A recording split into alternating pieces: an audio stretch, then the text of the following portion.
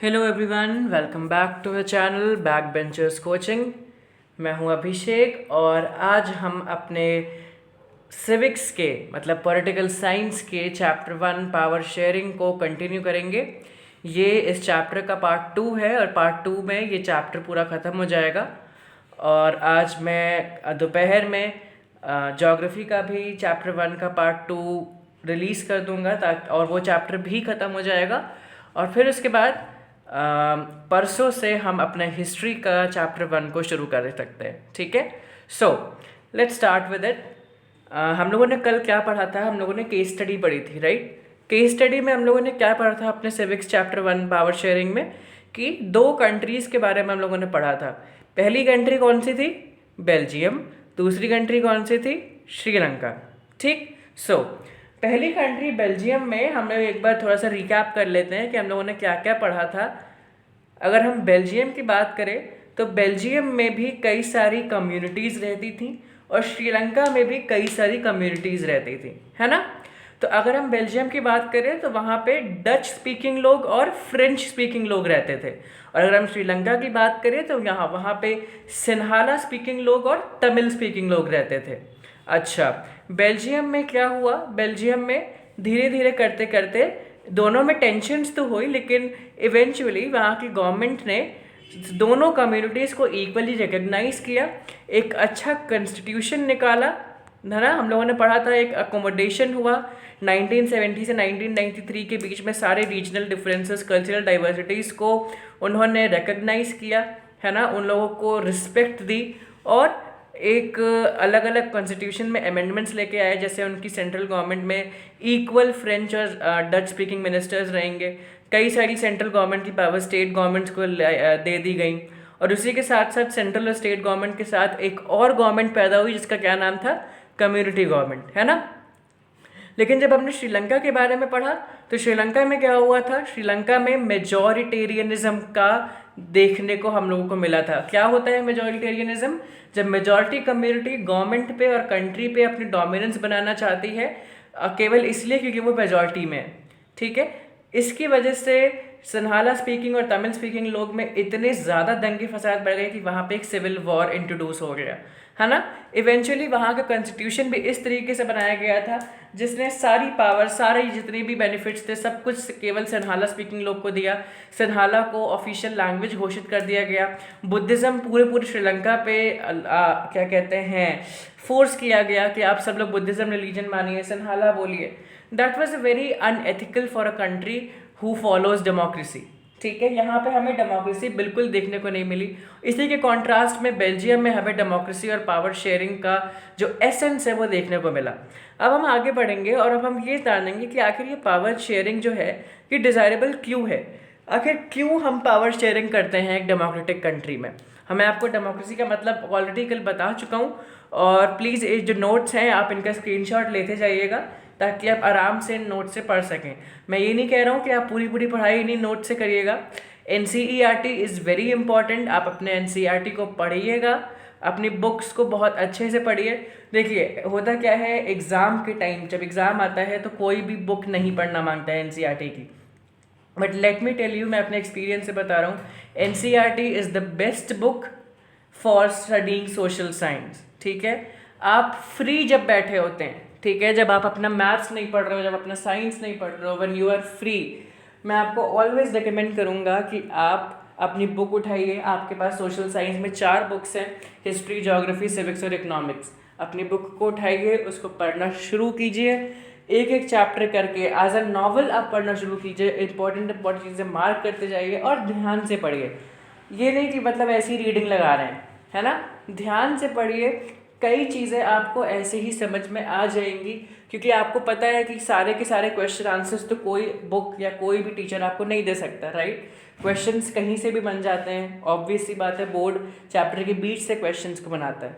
तो जब आप अच्छे से पढ़ेंगे, जब आप चैप्टर को ठीक से पढ़ेंगे तो आपसे कुछ भी पूछ लिया जाए आप आराम से बता सकते हैं। ठीक है, और सोशल साइंस का मेन ट्रिक यही है बच्चों कि आपको बुक और पूरा चैप्टर पढ़ने की बहुत ज़रूरत होती है।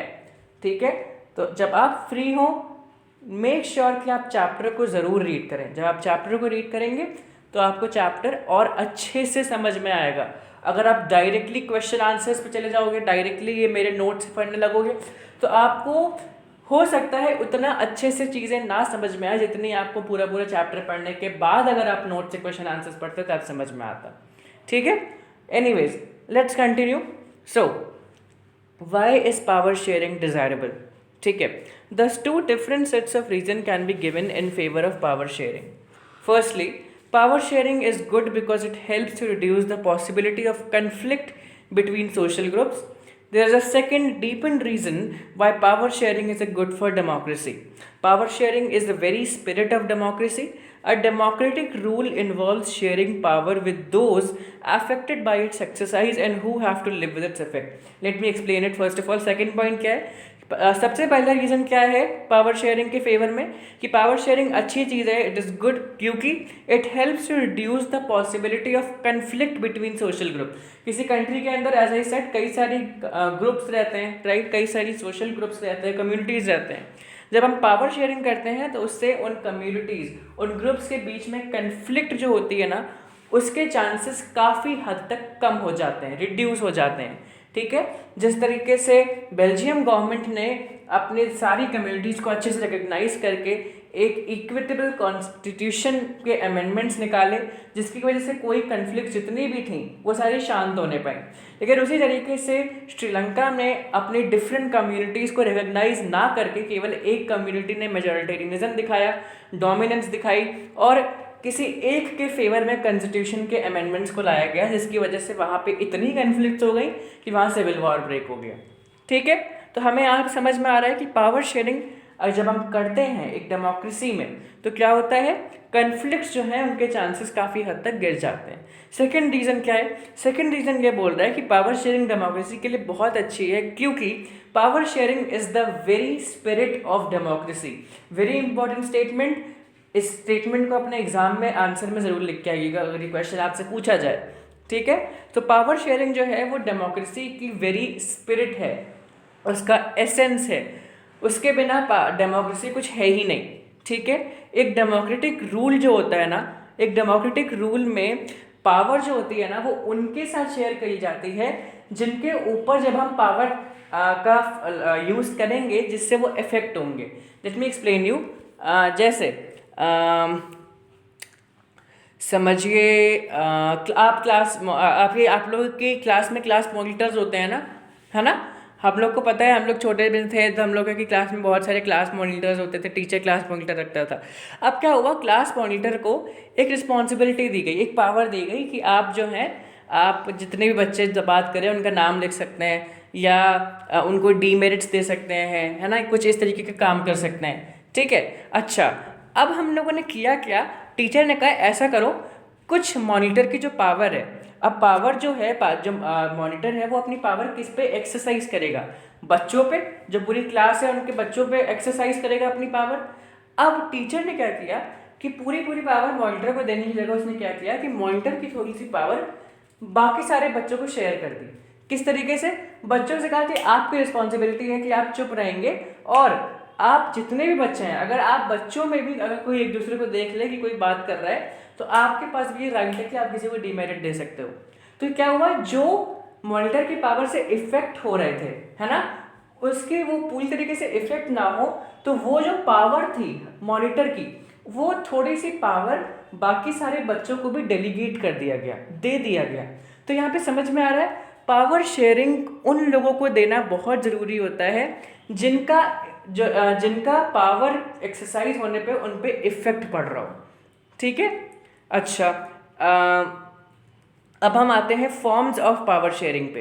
तो पहला पॉइंट क्या है, the idea of power sharing has emerged in opposition to the notions of undivided political power.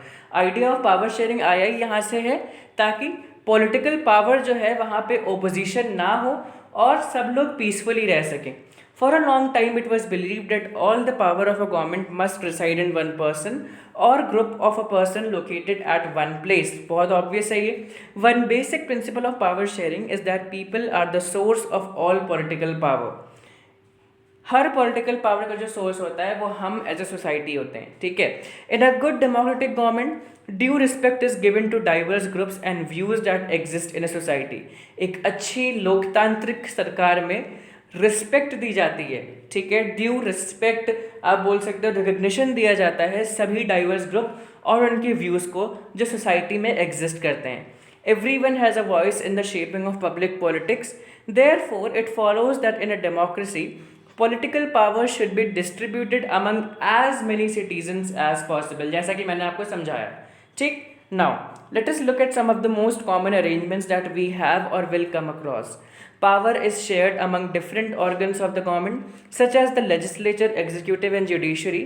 Let us call this horizontal distribution of power because it allows different organs of the government placed at the same level to exercise different powers. Power can be shared among governments of different levels, a general government for the entire country and governments at the provincial or regional level. The division of higher and lower level of governments is called a vertical division of power. Power may also be shared among different social groups such as religious and linguistic groups. Community government is a good example of this arrangement. Power sharing arrangement can also be seen in the way political parties, pressure groups and movements control or influence those in power. बहुत important चीज़ है बेटा, ये पढ़ लेना important है। Horizontal distribution of power क्या होता है? Legislature, executive and judiciary. और लेजिस्लेचर, एग्जीक्यूटिव, जुडिशरी मैं नहीं समझाऊंगा क्योंकि आप 9th में ऑलरेडी पढ़ चुके हैं और मैंने अपने पिछले लेक्चर में भी इस बात के बारे में बताया था कि लेजिस्लेचर, जुडिशरी और एग्जीक्यूटिव क्या होते हैं, ठीक है। सो इनको बारे में ये वाली जो पावर शेयरिंग होती है लेजिस्लेचर, जुडिशरी और एग्जीक्यूटिव के बीच में, इनको कहा जाता है हॉरिजॉन्टल डिस्ट्रीब्यूशन ऑफ पावर। अच्छा, वर्टिकल में क्या होता है? डिफरेंट लेवल्स ऑफ गवर्नमेंट, जैसे state government, central government, community government, ठीक है। नेक्स्ट क्या होता है?